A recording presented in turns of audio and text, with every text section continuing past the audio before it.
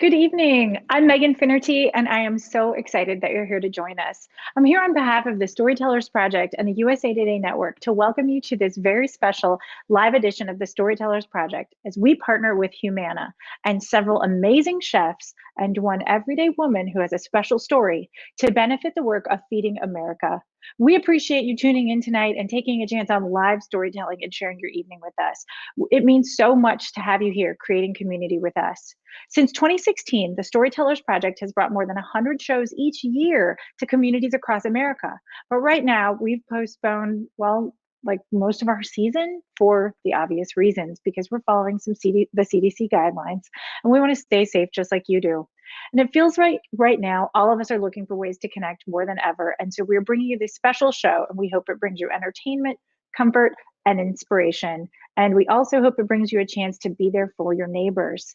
As part of the USA Today Network's response to the coronavirus, we have handpicked 5 amazing chefs, and like I said, one real person to tell stories tonight live from their homes. They're going to be true first person stories that we promise are relatable, touching, and we know more than anything, entertaining. So here's what tonight is not. Tonight is not a TED Talk. It's not Toastmasters. It's not a how to. It's not an inspirational speech or a lecture or a slideshow. And we're not going to sell you anything. We're just going to ask you to donate some money. And before we get into the show, I want to bring up our storytellers so you can say hi to them. Are you ready? We are so excited to have with us Rocco DiSpirito. Rocco, thank you for being here. Maneet My Chauhan. pleasure. Thank you. Hi, Maneet. Claudette Zepeda. Hi. Edward Lee. Hi, Edward. Hello, And how are you? Erin May. And later this evening, we're also going to hear from Rosemary Pellet. She's a volunteer with Feeding America who's going to help bring it home for us. Here's what tonight is about with those amazing storytellers. We're here to visit with you. You know how to visit. You open your heart, you listen, and you engage with a person who you want to feel closer to. And we hope you want to feel close to our storytellers. We invite you to do that with us tonight. Some of these stories are going to be really polished and professional. Some are going to be casual and conversational. We ask you to receive all of them in the spirit in which they're intended, because that's how community connection really happens. It even happens over the internet. Tonight's theme is about connections over food, memorable meals and moments. And we bring that to you tonight because we are here to donate money and raise money for Feeding America, because their mission is more important than ever right now. You'll hear about that throughout tonight's show. More than anything, though, tonight's show is about our most deeply held values: hope, perseverance, compassion, love, generosity. We're here to create empathy and understanding because we know it is vital in times of uncertainty more than ever. So please join us in welcoming our very first storyteller, Erin May. Hi, Erin. Hi. Okay, take it away. Thanks, Megan. First, I'd like to just thank you for having me here, but I want to dispel any notion this will be one of those polished and professional stories that you alluded to moments ago. So I'll go with casual and conversational, I think. I love so much about food and community. It's been a long part, a big part of my life for so long, ever since I was a little kid, and cooking with my grandmother and cooking with my family and having food around and passing and sharing and telling stories and talking about your day and all that great stuff that goes around the dinner table and is often shared with food. And I have obviously chosen to make it my life's work, right? So dealing with food and cooking and feeding people, and the conversations about food continue up until this very moment, which is why I'm here today. So I was lucky enough growing up in the suburbs of Chicago to attend like a sleepaway camp. I know some of you maybe have these different ideas of what a sleepaway camp is. But I grew up in the North Shore of Chicago. I went to sleepaway camp up in the picturesque North Woods of Wisconsin.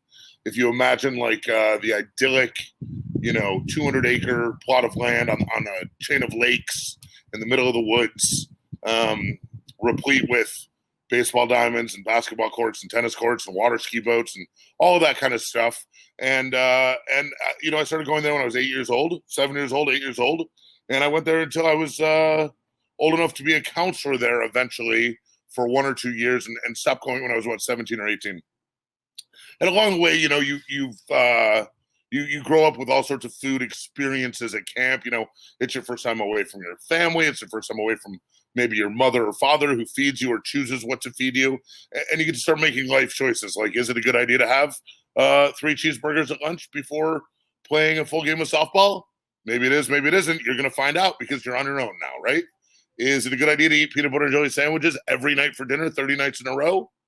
Maybe it is, maybe it isn't. You're going to find out, though, now that you're away at camp. And this camp, place called Camp Menominee in Eagle River, Wisconsin, great place. I love it very much still to this day. And it was probably not unlike a lot of other camps. I mean, we didn't have Bill Murray as our director, like in Meatballs, but we had our stories about, the meat man who lived down at the end of the road, who, stalked misbehaving campers. And we had the camp chef, who, not unlike a school lunch lady or a cafeteria lunch lady, was often revered, but more often feared. She could be seen with her blue station wagon, smoking cigarettes out back, drinking coffee, chastising the youth running around her for being youthful and exuberant. And she would feed us things that we probably didn't see back home in the suburbs of Chicago growing up as we did. We had stuff like cream chip beef and chicken Kiev replete with squirting butter, beef stroganoff, tuna noodle casserole, lots of, sort of, for lack of a better term, like junior league women's recipes from days gone by. And we ate it, and some of it was okay, and most of it was really mediocre at best.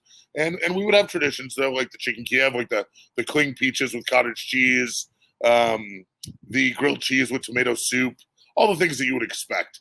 And life was great, and it was beautiful. And, we had great traditions with the Lazy Susan and, refilling things and spilling maybe pitchers of water that were unevenly bottomed on purpose off the Lazy Susan onto your bunkmates or nemesis, as it were. And there were all sorts of great times centered around food. And in the mess hall where announcements would get made, and there was this big, sort of to-do made about everything. It's kind of centered around that mess hall life, around lunch, around dinner. Teams were picked, awards were awarded, achievements memorialized, etc. And that was a great part of my life. And when I was 17 or 18, that ended, and I went to college and eventually left college to go to culinary school, and left culinary school to ply my trade as a cook and eventually a chef. But as I was growing up and going to camp, for many years, 3 or 4 years in a row, my counselor as a young child at camp was a guy who grew up on the same street as me in Wilmette, Illinois, a gentleman named Steve, who's awesome, who's still in my life very much. And Steve was my counselor. Steve ended up buying the camp and running it as the director and owner of the camp. And as I made my way through life at culinary school and becoming a cook, it was time for Doris, the former cook, in her blue station wagon, smoking cigarettes in her house dress, making delicious cream chip beef and chicken Kievs for the youth at camp. Doris's time had expired. I don't know if it had expired on this earth yet, but it had definitely expired at Camp Menominee. And I got the call that I never expected to get, asking if I wanted to come back to camp as the camp chef. And like any aspiring chef who was dreaming of greatness and James Beard Awards and TV fame and all sorts of other things that stupid young cooks in their 20s think about, I'd never dreamed that I would go cook grilled cheese sandwiches and tomato soup for overprivileged youth from the suburbs of Chicago, summering in the North Woods. But the more that I thought about it, and as it really dawned on me that this was a realistic possibility, I had to take Steve up on this opportunity and become the camp chef. But I decided I wasn't going to be the camp chef the way Doris was, or the way many camp chefs are. I was going to be a part of the community at camp, right? I mean, I'm feeding maybe 250, 300 people a day, 3 meals a day. So you're doing 1,000 meals a day, mostly with untrained kitchen help. And that takes a lot of time, but I didn't want to just do box food, canned food from the freezer. I didn't want to do the same old. I wanted to do something great, because I was that kid one day.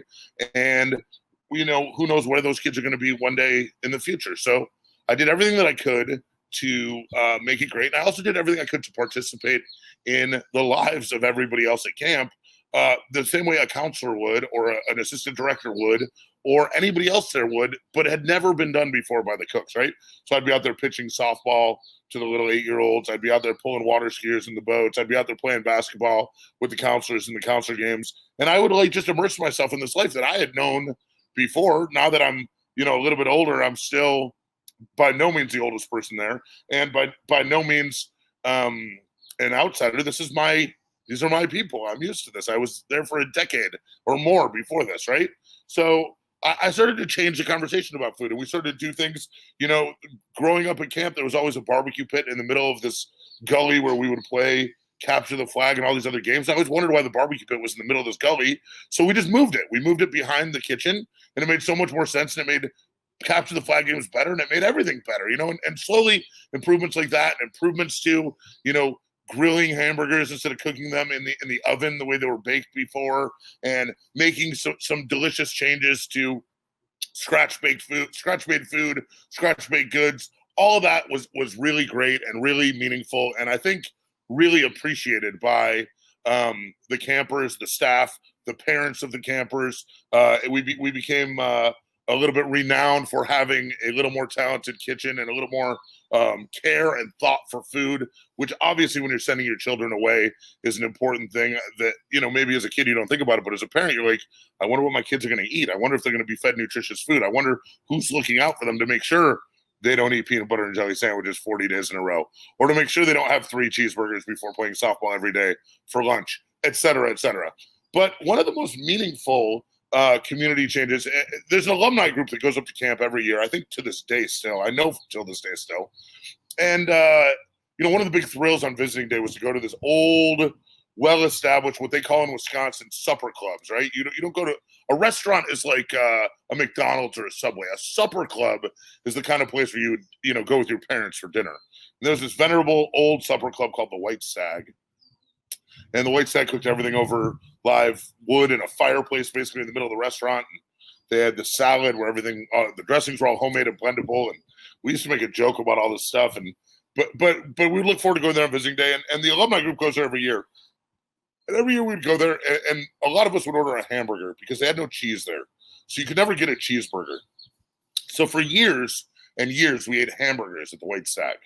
And now that I had the keys to the kitchen, and we were right down the road from the White Stag, for the closing banquet of the alumni weekend, a really good friend who attended camp with me, who's a great guy, tremendous sense of humor, tremendous joker, Mark Cahan.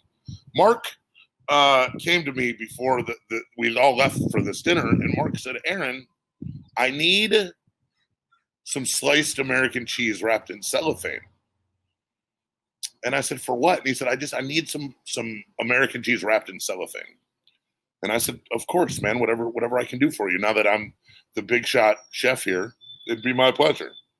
So I obliged Mark with a slice of American cheese and wrapped in cling wrap, and he put it right in his pocket, just like a little kid might put gummy bears or juji fruits or something.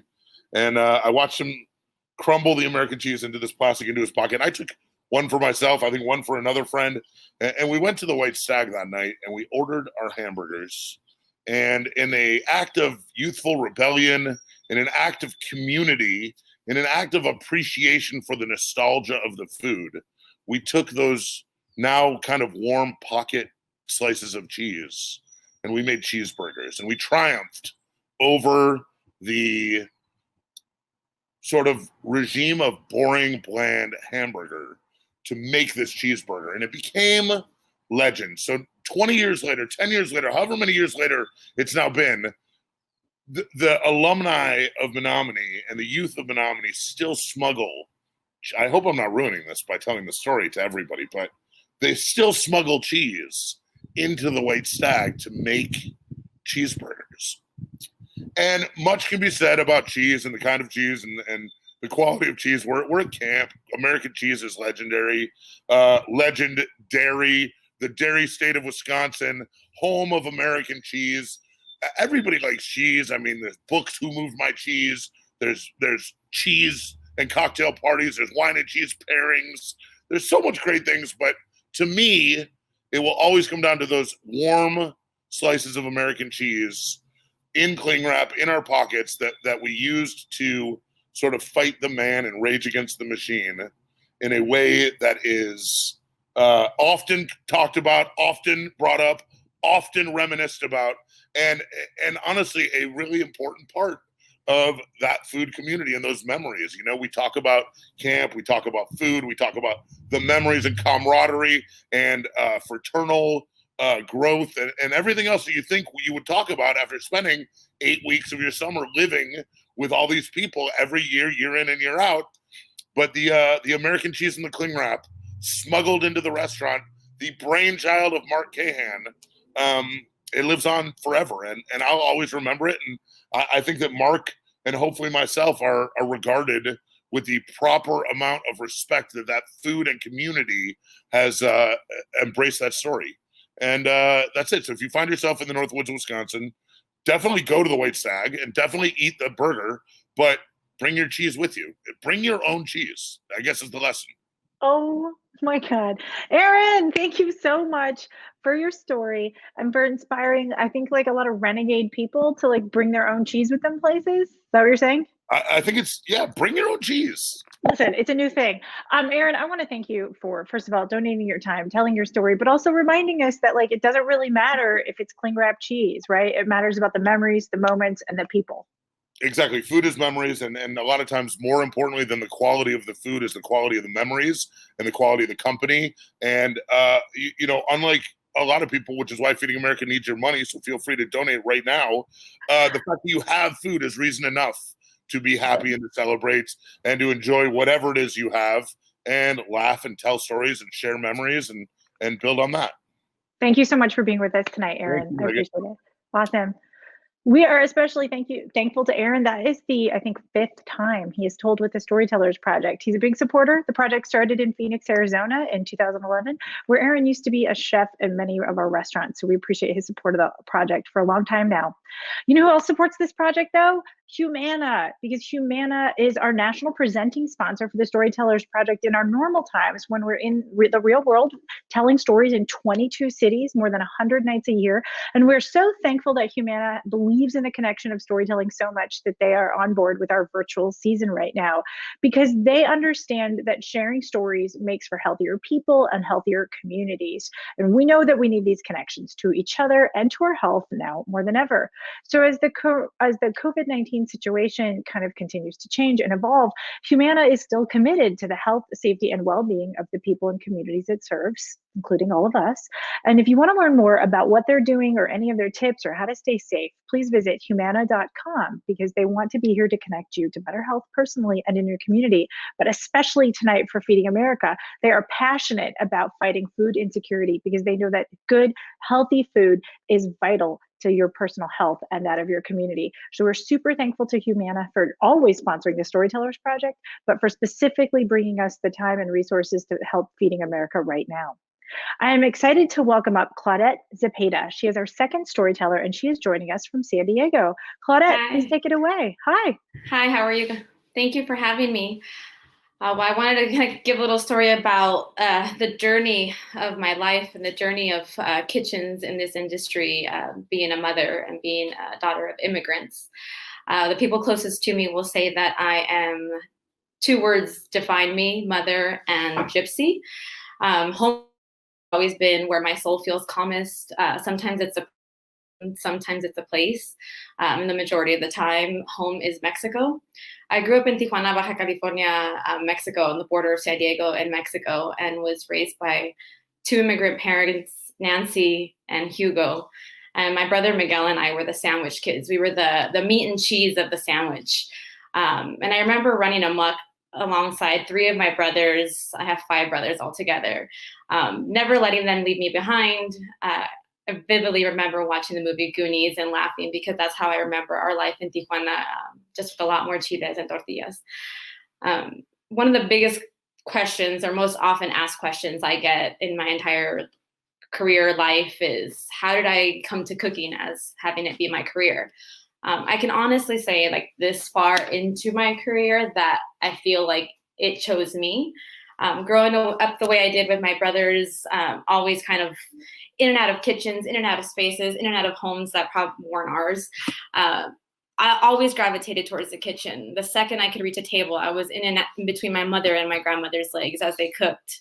My father immigrated into the States in the 60s, in 1967, I believe, into Los Angeles. And, he worked in the restaurant industry. He parked cars, and he developed a palate for cuisine that obviously he wasn't used to in Mexico.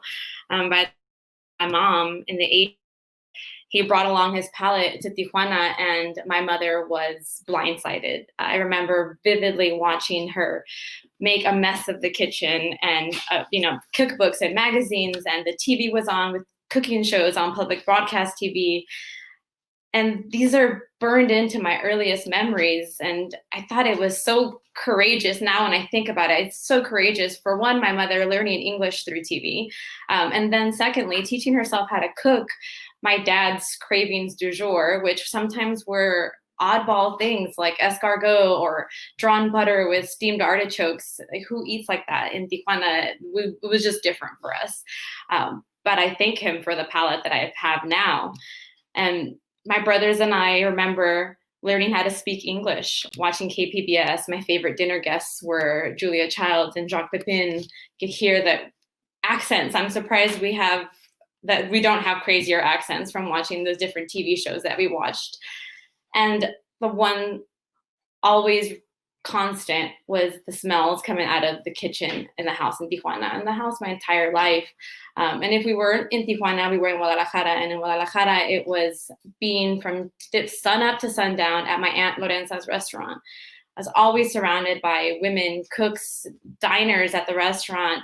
And the food, the people, and the energy is what was literally, I feel like it was seared into me. That energy that is not, you can't replicate it easily. The buzz of a restaurant was seared into me.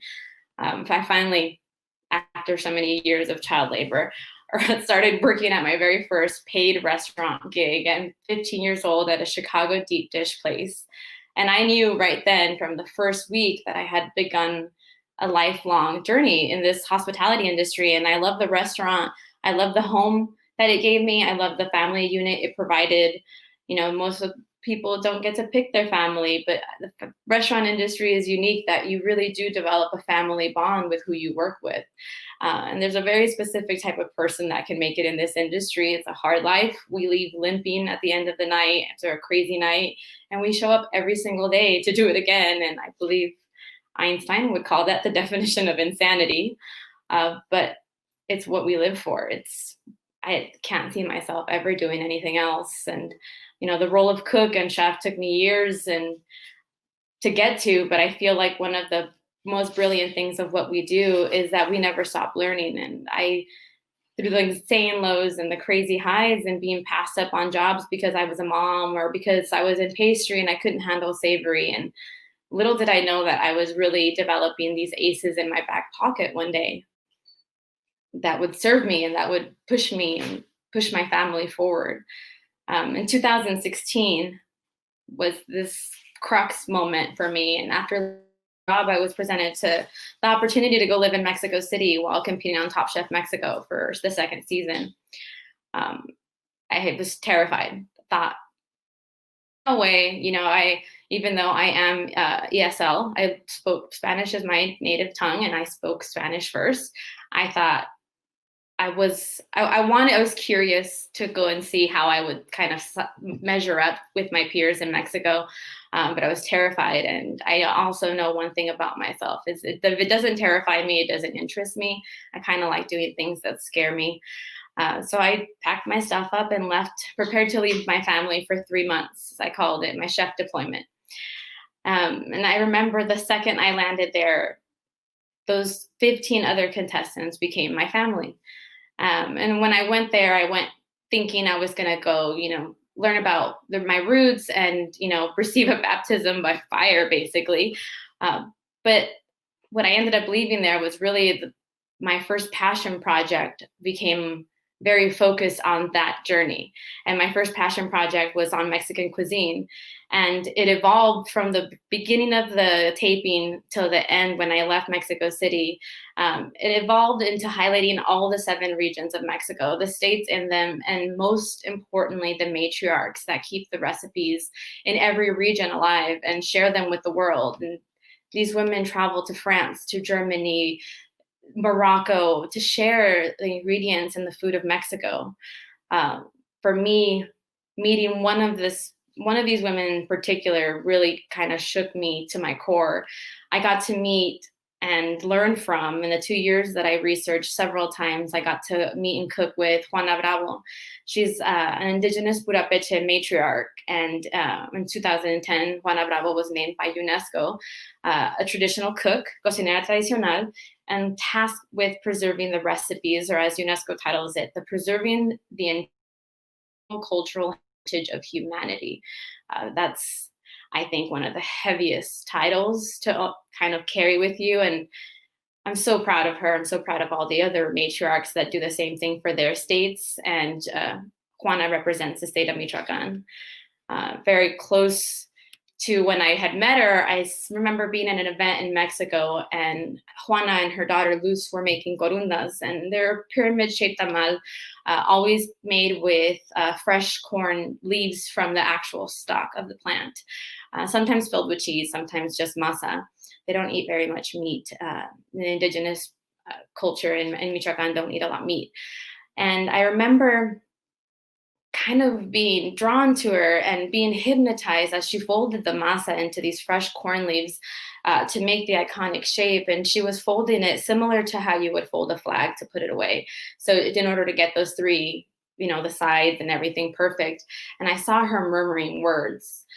And I remember my grandmother always saying when she cooked. So I thought, maybe she's singing. And turns out she was praying over the food as she prepared it. And this was a big shift for me, because I thought of my grandmother, and I thought, well, maybe my grandmother, when she sang, I lost my grandmother in 2012, and I thought, well, maybe when my grandmother sang, she was giving us that happiness, that intention, that positivity, and that love that we could taste in her food. And that's why her food tasted like no one else's. And she had that magic touch. And I remember watching Juana, and it reminded me of the book. One of my favorite books is Like Water for.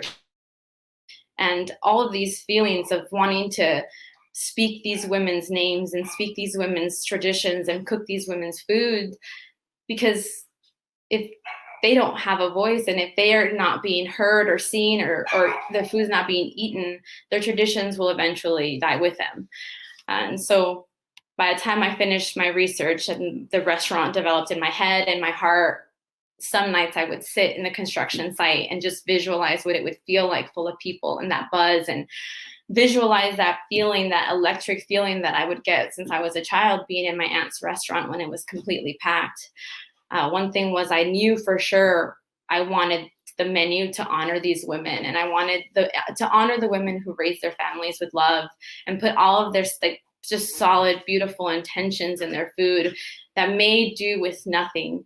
That was something that I felt like it was my calling as a daughter of an immigrant, as a daughter of a warrior and the granddaughter of a warrior, niece, and all these women. Just, it felt like that was what I needed to do in this journey of building a restaurant. And what these women created and how they fed their families in the face of adversity, it was just never lost on me. I was in complete awe. And, you sat down in the restaurant and you were going to see their names on the menu, and you were going to enjoy the mole poblano from Francisca, from the state of Puebla, inside the duck tamal. And, you were going to thank your lucky stars that you got to taste Juana's corundas topped with caviar and cream, because after all, I'm a chef, so I have to chef it up a little. And then even enjoy my mom Nancy's albondigas. And some nights you might see her behind the line cooking with me. And that was something that was just, if I could do that for them. As a chef, I wanted to run my restaurant with the same love that my mother ran our house and my grandmother ran her house, and with the strength of these women. And I don't know anyone that wants to disappoint their mother. So this project was going to be a solid homage to women and mothers. And now almost 20 years later in this career, not only has been a mother and knowing pastry and savory has helped me, but it defines me as the chef that I am today. And, stepping into my power as a woman because of these women, because of being in their presence and just absorbing that matriarchal aura, really, it's, as hippie as it sounds, it's contagious. And it made me the most creative I could be and the most driven that I had ever been, because of the women that raised me, because of the women that shared their stories with me and that fed me. And, I'll never be able to repay them, but I do know that for the rest of my career, I will honor them and I will speak their names as long as I can,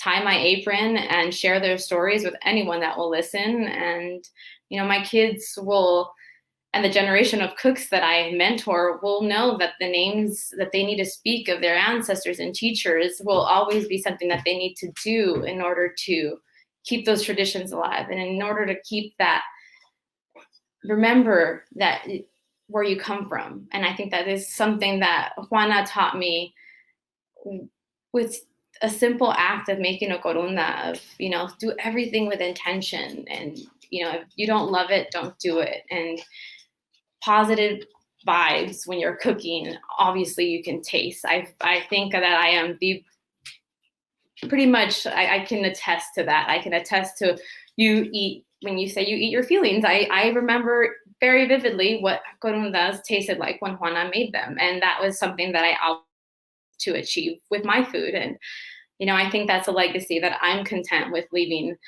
when it's my time to go. And I think that it's one that my children would be very proud to carry on.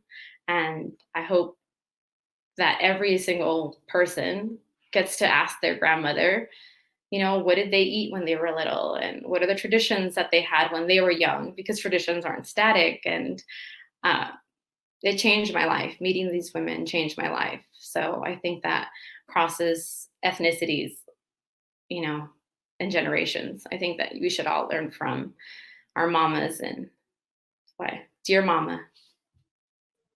Thank you so much, Claudette.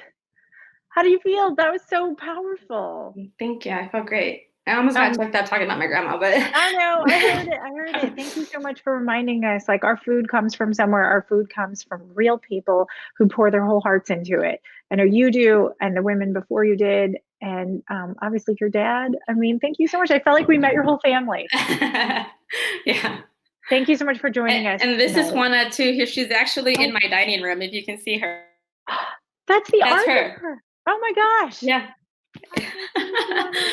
Claudette, thank you for joining our show tonight on behalf of Feeding America and USA Today. Thank you. Thank you. Thanks for having me.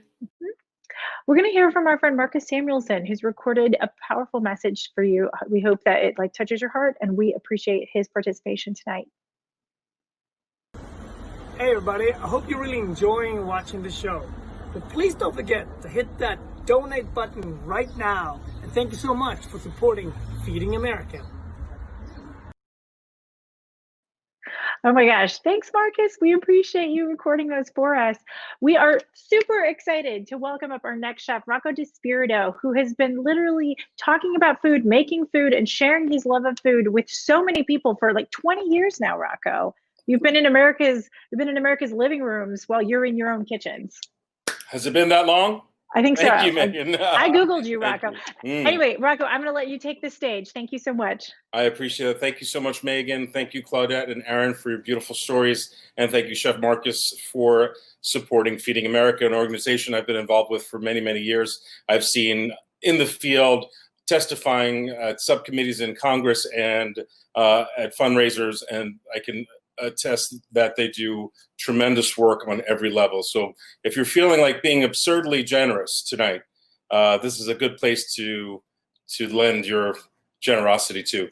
This is a story about a person who's absurdly generous, and it's called Giving Nicolina. It's about my mother, who to me, of course, was a saint. But she wasn't always a saint. She lied a lot. My mom was a liar. She lied about 3 things consistently her whole life. She lied about her age, her name, and her means. When you asked her her age, she would always joke She was 21 plus, and somehow that worked for her. I'm not sure how, but it did. She had me when she was 41 years old, so there is no way she was ever close to 21 plus during my lifetime. But it was a charming little joke that she made that worked really well. She always liked to be funny whenever she had an opportunity to. She also lied about her name. If you asked her what her name was, she'd never say, "My name is Nicolina." I'm not sure it was because she got impatient and tired of spelling it for people or explaining it to people. But she said, "Just call me Mama." She said this to everyone, thousands of people that she met in her life. "Just call me Mama." She valued being a mom above anything. To her, being a mom was the highest level a person could achieve.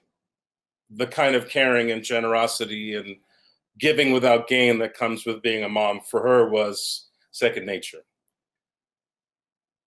And she also lied about her means. She never really had the means to be absurdly generous, but she gave as if she had plenty.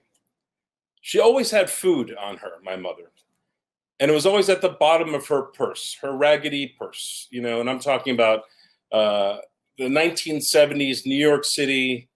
People didn't have designer purses, not people like my mom or anyone in my family. We had, sometimes they were just plastic bags, but she always had food. And oddly enough, it was Italian food. Odd for me because I was dying for them to acculturate, to learn the language, to speak English at home. We'd have fights about this, to stop being so Italian. I was so ashamed. I had so much ethnic self-loathing as a child. I couldn't deal with my mom being herself, being the first generation Italian immigrant that she was. So in New York City in the 70s, the way you got around wasn't with Uber. We didn't dare take taxis because that was way too expensive.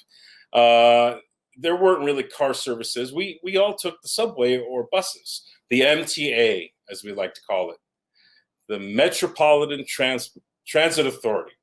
These were the people who were responsible for getting us to school, to our grandma's house, to our friend's house, to anywhere we needed to go. If we needed to go shopping, it was a couple of subway rides, a couple of subway stops, or it was a crosstown bus with a transfer. I still remember to this day the transfer tickets. So we were on the MTA a lot. We traveled everywhere by bus or subway. The bus was sort of a second home to me. And I traveled with my mom a lot. I was the youngest of three, so I ended up traveling with my mom a lot. And I mostly loved it. She was wonderful, after all. She only lied about three things. She could have lied about a lot more things, but she picked those three things because I think she thought it made her more approachable. It gave her the ability to break through. In the 70s in New York City, those were dangerous times. We were dealing with Vietnam, the aftermath of Vietnam. There was anger palpable in the streets. There were lines drawn everywhere across racial divides, neighborhood divides, rich versus poor. The inner city was still mostly segregated, and there were neighborhoods that you didn't dare enter, neighborhoods that you never escaped. There was turf back then. We still had what's called turf. It's largely gone in New York City now, but your home turf was sort of where you belonged. And if you dare venture out of your home turf into other people's turf, there was almost always danger to be found. But my mom had a way of breaking through. She, with her absurd generosity, her impulse to give, would do this odd thing anywhere we went. And it was crushingly embarrassing to me. I cringed every time she did this. But no matter who we sat next to, she would reach into her purse, pull from the bottom, the depths of her purse, some food. Now, I don't know if you think this is odd, but 5-year-old, 6-year-old, 8-year-old Rocco thought this was extremely odd and was very ashamed of it. She would pull food out, and it was usually a piece of cheese. I'm not joking, a piece of salami, a piece of a sandwich that was, wrapped in a tea towel and made with homemade bread that looked nothing like American food.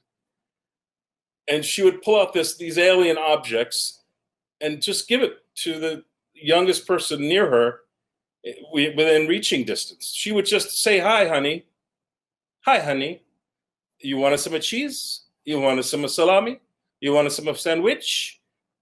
And I would just cave into myself for fear of being judged, for fear of her experiment failing. Again, these were dangerous times. You didn't know if you could trust the person next to you. She made friends with everyone. It didn't matter who they were, what turf they came from. She used food and her absurd generosity as a tool to break through all the barriers that we were facing and make friends with everybody, with anybody. And she did that every day for the rest of her life. Now, if you've seen movies about New York in the 70s, you know what it looked like, right? There were graffiti-covered subway cars. There were abandoned cars in the street with all their tires missing, propped up on cinder blocks. There were gangs. There were people wearing, quote, colors. That's how it really was. That's the New York City I grew up in. So imagine this immigrant woman who was 21 plus going around just giving food to everybody. I never knew what was going to happen. I always expected the worst, but she always expected the best. At around 10 years old, I was allowed to take mass transit on my own. This is, for some reason, the age where you're bar mitzvahed in New York and you become a man and you're able to take the subway on your own at 10 years old. Go figure. So at 10 years old, my mom and I sort of went our separate ways. I didn't have to watch her do this cringeworthy act of absurd generosity every single day of my life anymore. I used to give her recommendations. I'd say, "Mom, pack some Twinkies. Ring dings are what people want. They don't want chunks of Parmigiano Reggiano from the bottom of your bag. Penny candy, a Jolly Rancher, anything. Packs of ketchup, soy sauce, duck sauce from a Chinese takeout would be better than your crumbled Parmigiano Reggiano." What I didn't realize was my mom was giving away the possession that she valued the most. Parmigiano Reggiano to this day is very expensive, and back then it was very expensive. And to give it away was like giving away, all the tea in China. It was the most generous gesture you could make. And she loved doing this. And it was always crumbles of Parmigiano Reggiano from the bottom of the bag. It was never a perfectly wrapped chunk of Parmigiano Reggiano that you could say was 2 or 3 ounces. It was literally whatever was left over. And in Italy, they don't care because Parmigiano Reggiano is dry-aged cheese, and here's some nerdy chef stuff. It's got antimicrobial properties, doesn't really ever go bad. The longer it ages, the better it tastes. It's used as collateral for loans in Italy to this day. It's so valuable. So my mom would continue to do this for her whole life. And I continued to take the subway and the buses on my own. And I went to school. I went to a very sort of strict uniform school, parochial school, and I made it to about 6th grade without much problems. And one day there's a new kid in class from another neighborhood. Let's call him Jimmy for the sake of privacy. As if he knew I was the most frightened kid in class, he zeroed in on me the first few moments of his presence in our school. He was clearly, when I look back, I now understand, having problems at home and troubled, and probably wasn't eating 3 meals a day, and his clothes were never quite clean. He's a kid who really needed friendship and compassion. And he probably was a little ashamed of that. So he compensated by being a bully. And guess who he picked to be his first victim? That's right, me. I was his first victim, and I remained his victim for a long time. This rivalry, well, it's not even fair to call it a rivalry because I never fought back because I accepted that he was going to bully me and I was going to be the victim, and I didn't really know what to do about it. And I was so ashamed about it, I didn't tell anyone about it. Only the kids in school knew about it. I didn't even tell the teachers. He was very clever about it, so he kept it hidden. And for a really long time, this went on. And it was crushing my psyche. I was unable to perform at the levels I used to perform. I was one of the most prodigious readers in my class. I loved reading out loud. I was always the person the teacher called on to read out loud. And then I stopped doing that. They started taking me out of class once a week to talk to someone, which I now know is therapy. It's a form of children's therapy. So things were changing for me. This boy was really impacting how I saw myself, how I valued myself, and how I lived my life. This was becoming serious. And to this day, I remember all these moments vividly. And I understand now there was a lesson to be learned. I didn't understand then. Anyway, this battle with Jimmy raged on and on and on. And it got to a point where one day he followed me home. He laid siege onto my home with a friend of his from, I think, his neighborhood, and just was sort of, waiting me out to see what I would do. Was trying to break in, the backyard and breaking windows, and was doing everything he could to try to get me to react and come out and fight. I was terrified. I was terrified. I think this was sixth grade. I might have been 11 or 12 or maybe 11 years old.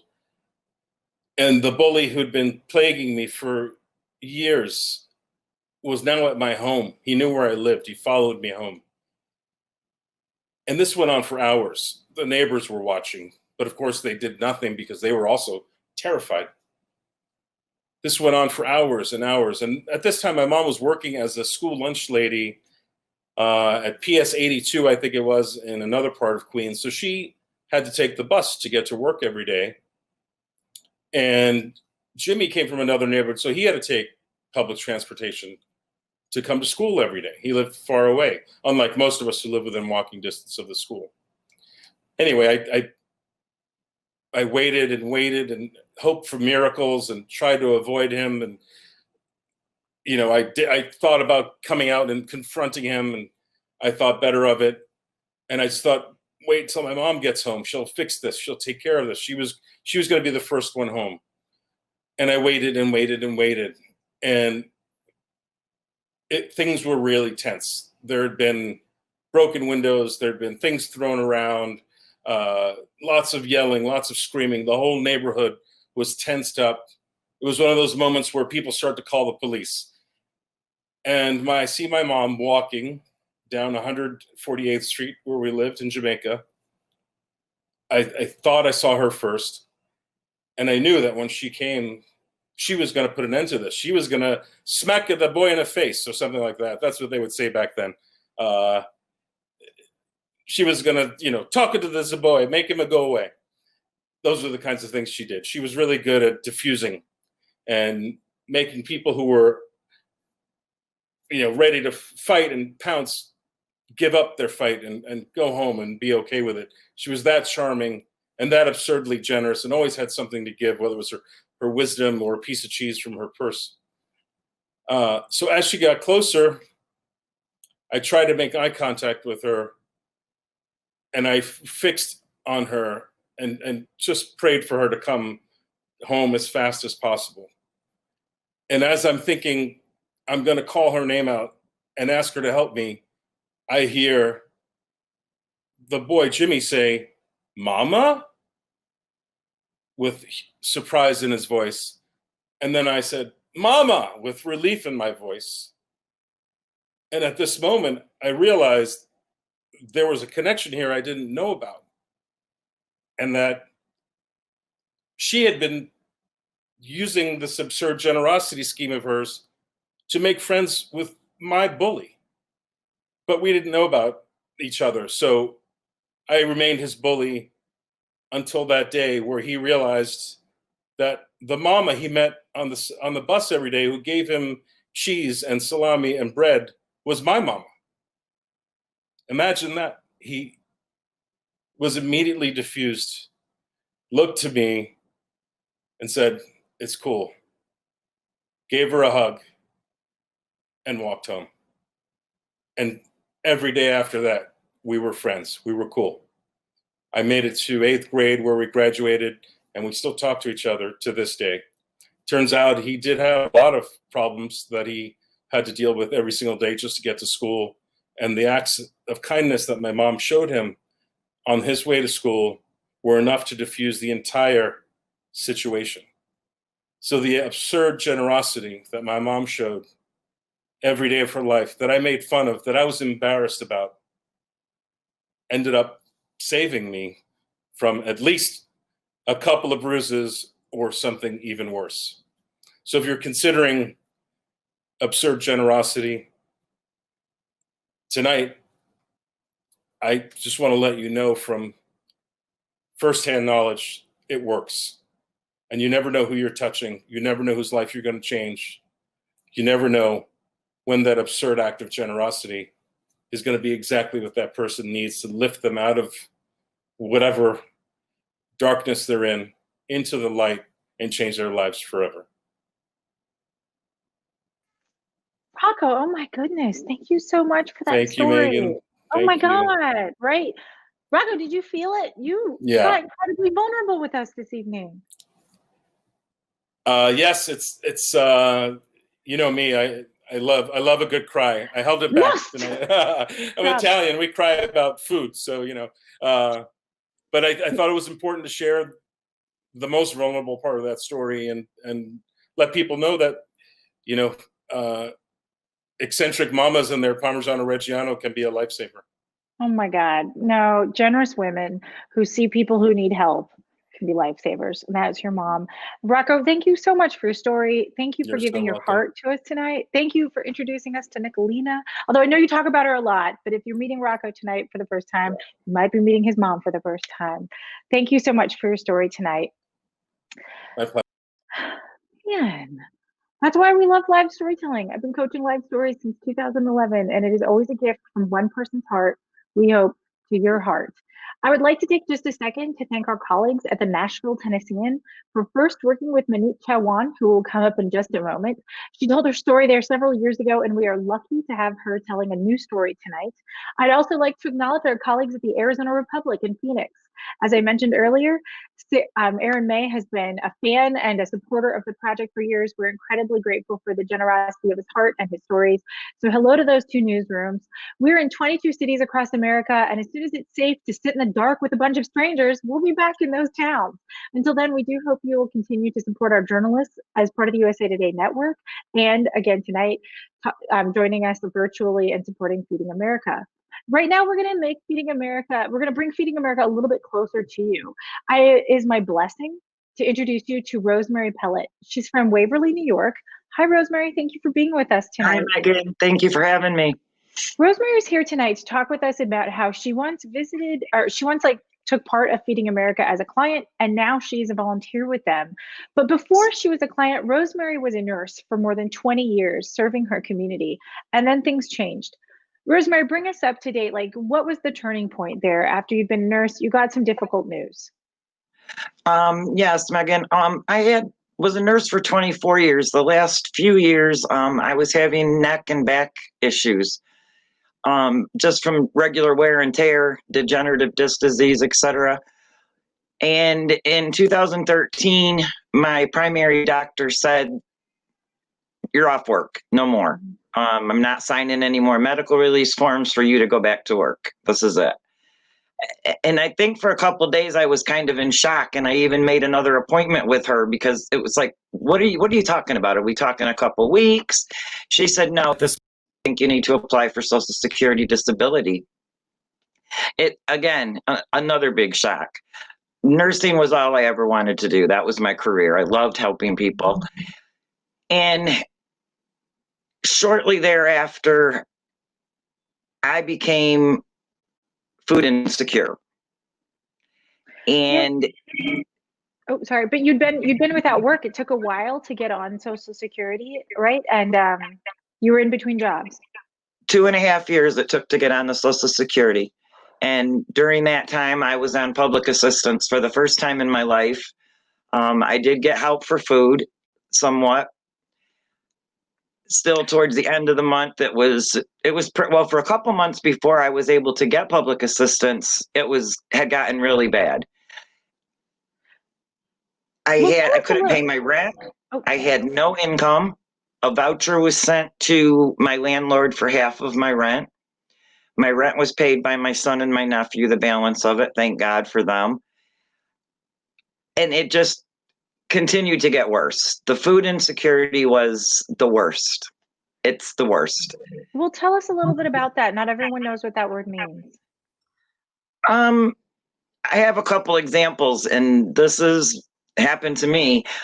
You get up in the morning and, you're hungry, you want to get your breakfast. And, I went out to the cupboard and I had some cereal. And I'm like, oh, great. But I had to eat the cereal dry because I couldn't afford milk. And, lunch and dinner sometimes was a jar of peanut butter, eating it with a spoon because I couldn't afford to buy the bread. It was a very difficult time, and it's not something you want to go through. I feel I was a little bit on the luckier side because my children were already grown. And I can't imagine, well, I can now, but I couldn't back then, what some of these families go through that have children.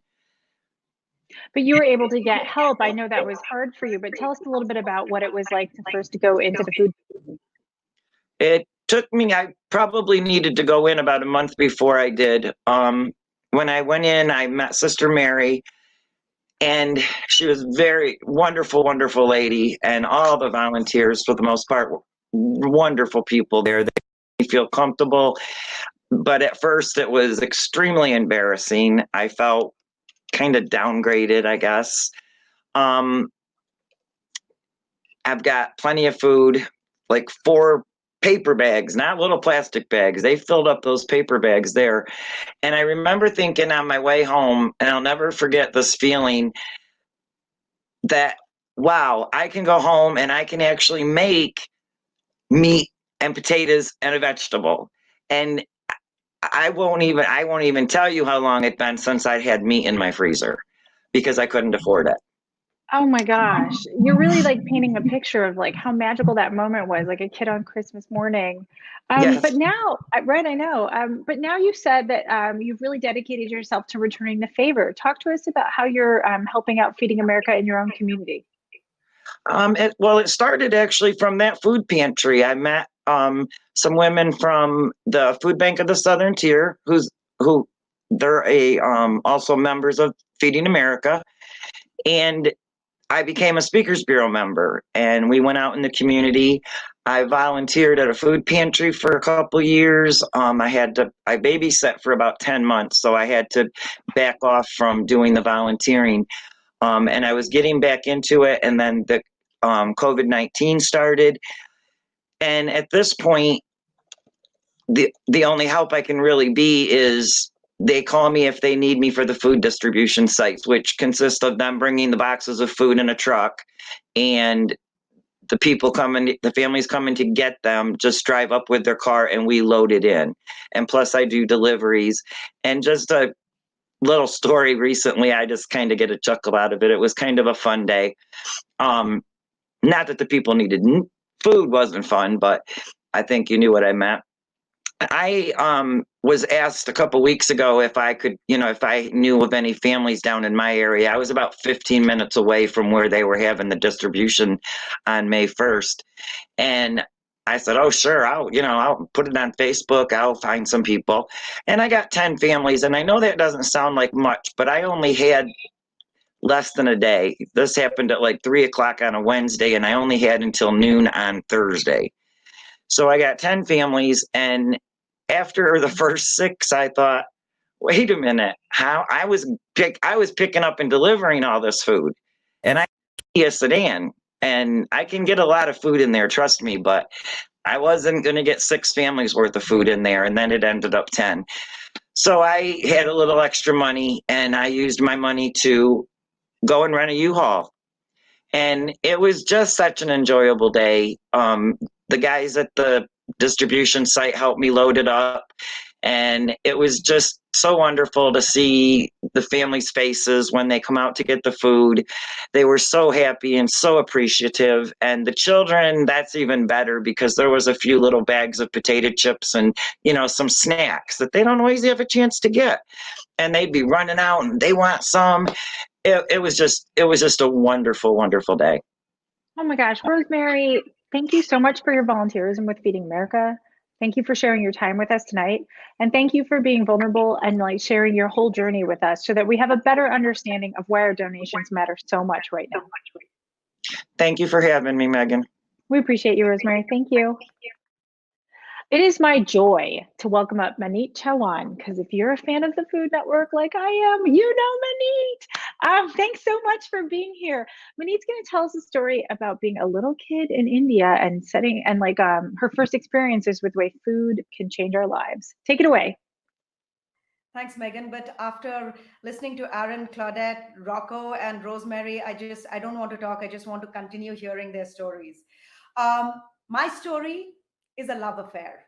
It was a love affair. It still is a love affair.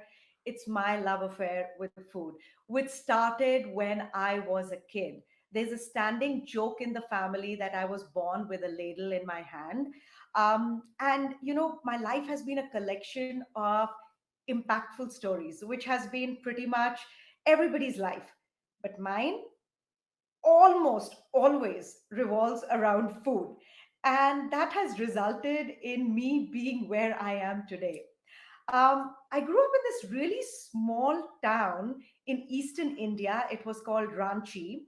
And the neighborhood that I grew up in had people from all over India. Now, to put that in perspective, India has around 29 states. Each and every state has a very distinct cuisine and a very distinct culture of its own. So I was surrounded with people from all over India cooking different food than what was being cooked in my house. And I was definitely that kid. I would go to my neighbors' houses and knock on their door. And when they would open, there would be this small kid with woeful eyes looking at them and telling them that my parents hadn't fed me. Mind you, this was after I had had dinner or lunch at home. And my really proper parents till date blame each other. They're like, this is from your side of the family. No, this is from your side of the family. But what could my neighbors do other than invite me into their houses to their dining tables? But what I was more interested in was the kitchen. And I would go into the kitchen, and the ladies of the houses who were cooking, who I would call aunties, um, I would be that why kid asking, why are you heating the oil? Why are you using these spices? I mean, they were ingredients, they were techniques which I hadn't seen in my Punjabi household, which was being used in their houses. And that was the time I realized that I might not be able to speak the language that they were speaking in their homes or understand the culture. But what I did understand was the deliciousness of the food. And boy, was it delicious. That was the first moment when I realized that food is the greatest connector of all time. I could connect with anybody just on the basis of food. Um, as I got older, my our family used to be invited for dinner events to our family friends' houses, and inevitably the phone call which would come would be that to my parents would be, "You guys come around at 7ish, and with Maneet, send her at 3 o'clock so that she can help us cook." And boy, I enjoyed those times so much because I was getting a one on one cooking lesson with these amazing aunties. I was learning how to make regional curries, I was learning how to make desserts, different spice blends. I mean, this was my playing ground. This was so absolutely incredible. um, in our backyard, we had guava trees, we had curry leaf trees, and we had mango trees. Um, I was a complete tomboy growing up, and I was never allowed to climb those trees.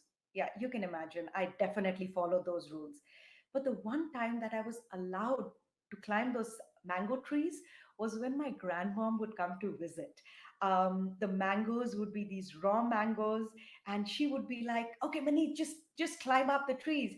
And what could my mom say? This was her mother-in-law, and she was overriding my mom's instructions on not to climb the trees.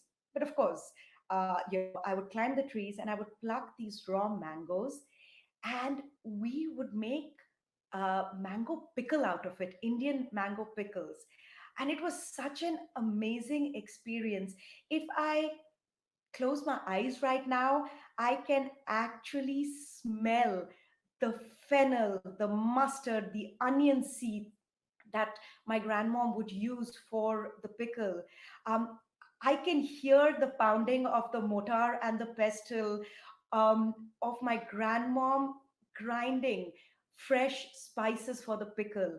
I can see pieces of raw mango on a crisp white cotton sheet being sun dried outside. Of course, my sister and I, we were designated as the live scarecrows to make sure that none of the crows came and took any of the mangoes. But those were the memories. I can still taste that pickle. I can't recreate it, but those were the best memories. Um, I connected with my grandmom on that. So the connection with food just continued. My older sister, Riti, when she went for her undergrad, I was the best younger sister. All I wanted to do was hang out with her cool friends. And I found her in because every time I would go to visit her, I would take food, be it cakes, be it cookies. And soon I realized that I was the most popular kid on campus. And I'm like, this is all through food. So that was another time that I realized that I could connect with people on food. These food connections have continued through life. In fact, my husband and business partner, Vivek Diora, and I, we did our undergrad in India. Until date, we talk about food memories of the street foods that we would eat after our classes. Um, we travel the world right now in search of good food, be it Mexico, be it Brazil, China, India, Paris, France, Italy. In fact, in Peru, we went to a place called Urumbamba, and I just strolled off to a mercado, a local market, and Vivek came across me. He stumbled across me maybe half an hour later. And I was making potato croquettes with a local potato seller. And the most incredible part was that I couldn't speak Spanish and she couldn't speak English. But both of us were content and we still connected because the connection was over food. And that to me, I think is so incredible.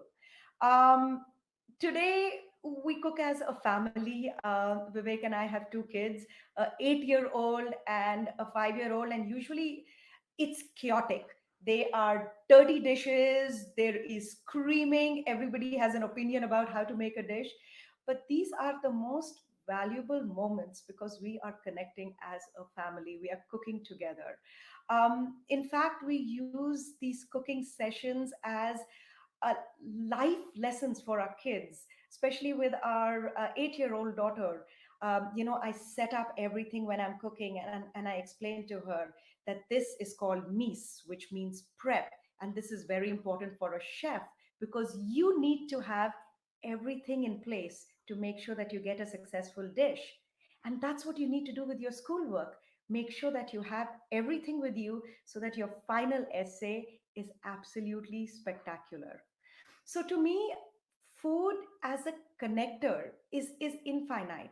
I think it connects people. It garners respect for each other's flavors and techniques, and it simply makes for a belly full of happiness, and it just nourishes your soul. Um, the aspect of food being a connector is especially relevant in today's COVID world. We see that the world has come to a standstill. A lot of people are staying at home. And what are we seeing? We are seeing a surge of cooking. We are seeing a surge of baking. I mean, oh my God, how many breads are being baked from scratch in this country? It is so incredible. We see people trying their family recipes or recipes which have been handed down generations so that they can connect with their loved ones. We are seeing people experimenting recipes from all over the world. In the absence of being able to travel to those countries, at least they have the connection with the countries and the people through food. So we see that connectivity through food is so critical. Um, the most amazing part is that as these dishes are being created, they are being virtually shared, and people are still connecting despite the social distancing. So, to me, food is the greatest connector. It will always be the greatest connector. And it not only nourishes our belly and our soul, but our community as well. Maneet, thank you so much for your story. Oh my gosh. I love the idea of you taking something really beautiful, like teaching your kids to cook, and then reminding them that this is a lesson for school. Oh my gosh. Thank you so much for this story and these memories of childhood, especially I could just picture like the little you going to your sister's college classes and like bringing all the sweets. I would have hung out with you, right? Well, you can now. God bless. Thank you. Thank you so much for your story and all of your memories. We are so thankful to you for joining us. Ladies and gentlemen, thank you so much for being on our show tonight. We're going to hear from Chef Edward Lee, and he has now, we just need to give him just a second. We are so excited to have him. He is joining us from Louisville. He's going to tell us a story about a trip to France that changed his life. Hello, everyone. Thank you for having me. This is an awesome night and so fun listening to everyone else's story. So my story is from my youth. And as a chef, I think everyone wants to. So there's a thing when you're a chef, like you do a stagiaire. And stagiaire means that you go and work for a famous chef at a famous restaurant, and you make no money and you get treated like dirt, and it's the best thing ever. So, back when I was a young kid, like the goal was always to go to France. And before you go, you romanticize it in your head, and you're going to meet this famous chef, and you're going to become best friends, and it's going to be this whirlwind thing. So in my early 20s, I believe I was like 21, and it was probably, late 1990s. I booked my trip, and I was supposed to be 6 months in France, and I was very excited about it. So I took a plane to London, and I took the train from London to Paris. And in that time, my one piece of luggage got stolen. So I arrived in Paris, and I literally have like 2 pieces of clothing, or 2 clothing options. And I had 6 months to go. And so I said, yeah, I can do it. I can do it on 2 pairs of pants. So I'm walking around, and it ended up being kind of like the worst experience of my life. I worked for a bunch of very mean chefs who didn't really have time for me. I didn't speak any French. I tried to learn. People were not kind to me. And it was actually a very tough time. I was young, and I was very idealistic, and I wanted to have this beautiful experience and work for a 3-star Michelin chef. and it didn't really go my way. And I remember traveling through, so I did jobs in Paris. I worked in Lyon and Marseille, and I did that for about 3 months. And as time went on, I just became more and more disheveled, and my clothes became less and less good looking. And so I finally end up in Annecy. And I wanted to work for a chef named Marc Bayrat, who back then was 3-star Michelin, and a complete badass, was a shepherd, and was doing this really intricate, complex food. And I really wanted to be like his protege. And so I went there and I interviewed, and I had it all set up. And to make a long story short, without there were language barriers and paperwork problems, and by that time I looked pretty homeless, and for many other reasons I didn't get the stage. So I was now distraught. I had 3 months left to go. I was out of money. I was out of options, and I kind of just didn't know what I was going to do. So I was in Annecy, which is Haute-Savoie. It's kind of like an alpine town, and it's on the Swiss border, and it's a beautiful little quaint town, and there's a beautiful lake and forest. So I start walking around and just not knowing what I'm going to do for the next 3 months. And I saw this young chef who was on his patio smoking a cigar, and we just struck up a conversation. And I told him my story, and he said, "Oh, that jerk. Well, I worked for him for 7 years. Like, you should come work for me and I'll teach you everything he knows." And I go, "Oh, great." So I ended up working, and it was a restaurant called the Belvedere in Lake Annecy. And, he was not a celebrity chef, and he was not famous, and his cuisine was very regional, very humble, but absolutely delicious. A lot of force meats, some pasta, a lot of regional cuisines. And I just ended up staying there, and he would take me out on walks in the morning, because he did that every morning. And half the reason he kept me around was because he wanted to practice his English. And so we would speak English, and I wanted to practice French, but he wouldn't let me speak French because he said my French was horrible. So we would practice his terrible English while we went for walks. And I remember one morning I went out by myself and I foraged all these mushrooms, and it took me like 2 hours, and I brought them back to him in this beautiful little basket, and I was so proud, like a young child. And he looked at me and smiled and said, "Ah, yes, this is garbage," and he threw it in the compost pile. So that was like most of my days in France were kind of like that. And then one day we went out for a walk, and at this point it's probably summer. And we come upon a strawberry patch. And he says, "We have to pick these strawberries for tonight's service." And I said, "Okay." And these strawberries did not look like anything. They were kind of pale. They were tiny little things. And they were kind of all gnarly. And they looked like nothing that I had experienced, right, as a chef. And I grew up in New York, and I thought I knew everything. And I grew up eating these big, fat, red strawberries. And I thought I knew what a strawberry tasted like. And we're in the woods, and I picked one of these strawberries, and I put it in my mouth, and it just transformed everything that I thought I knew about a strawberry. And in that moment, I realized that as a 20-something-year-old person, I had never eaten a strawberry in my entire life before. What I had eaten was something that was commercially grown and something that was manufactured, but I'd never eaten a wild strawberry before. And as a chef, when that hits you, when it's like the pinnacle of what a strawberry should taste like. It is like the archetype. It is like the absolute truth of a strawberry.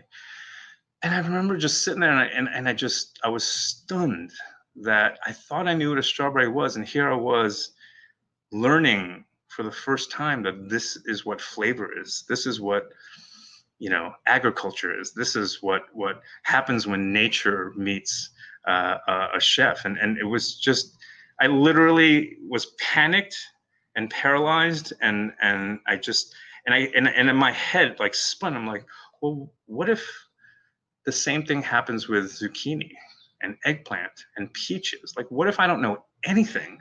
That everything I've learned up until this point was a lie. And it made me think about what it was to farm, what it was to forage, what it is to like have a relationship with nature as a chef. And I remember trying to express those words to the chef, and he just looked very confused, because for him, he had grown up with this his whole life. It wasn't special. This is how he ate. Was natural to him. And I remember picking another strawberry, and I tried to put that in my mouth because it was so amazing. I wanted to taste another one, and he slapped it out of my hand and said, "This is for the guests, not you, you little donkey." I think is what his exact words were. And so we ended up picking out. I will say, if he's watching, I did sneak another strawberry to my mouth when he wasn't watching, and we went back and we cooked and we made a strawberry tart out of it. And the whole time, I just, and I still think about that strawberry today. It really changed the way I thought of myself as a chef, and I thought of the world and what my relationship to food was going to be for the rest of my life. And I think about it in terms of also struggle and hardship. And what you want in life is sometimes not what you're ever going to get. And there are things that are beyond your control. But you have to keep your mind open. I spent 6 months in France having pretty much a miserable and forgettable time. But that one morning hike, eating that one strawberry, made it all worth it. And I would do it all over again just for that one experience.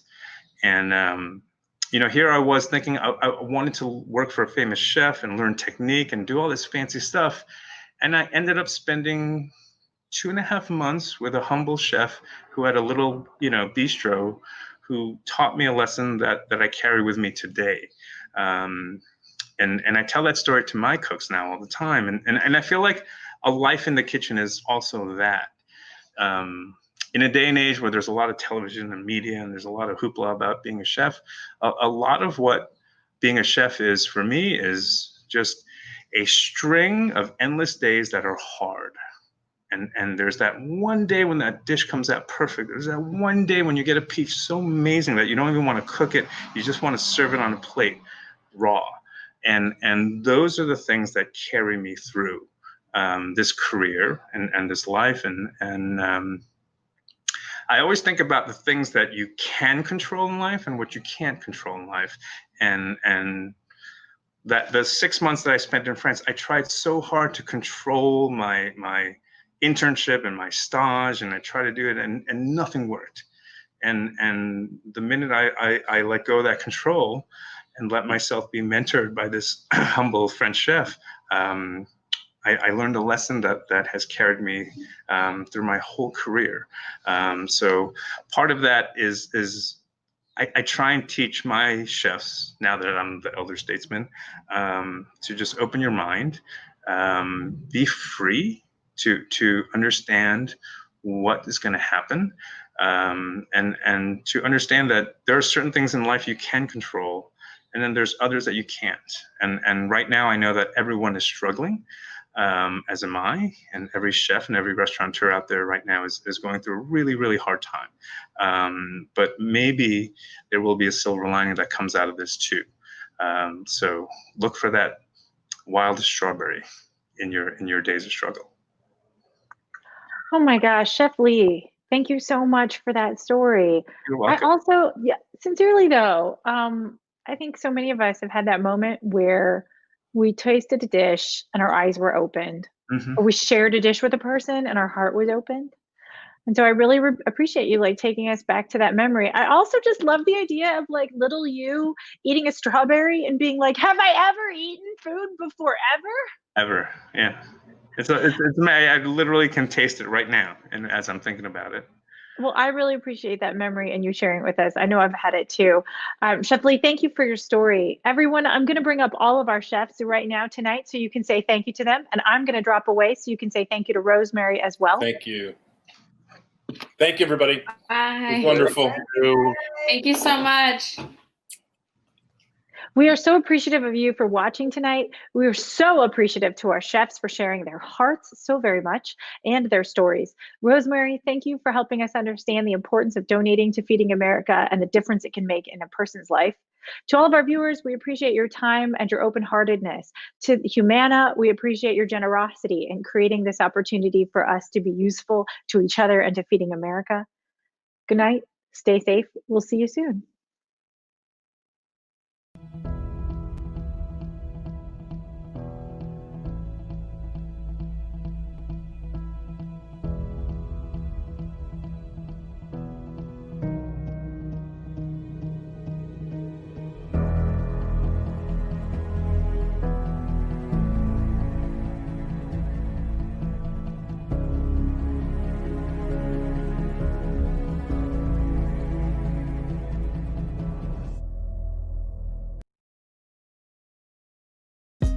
Hey, thanks for watching. If you like this video, check out these other videos from USA Today to stay up to date with all the latest news.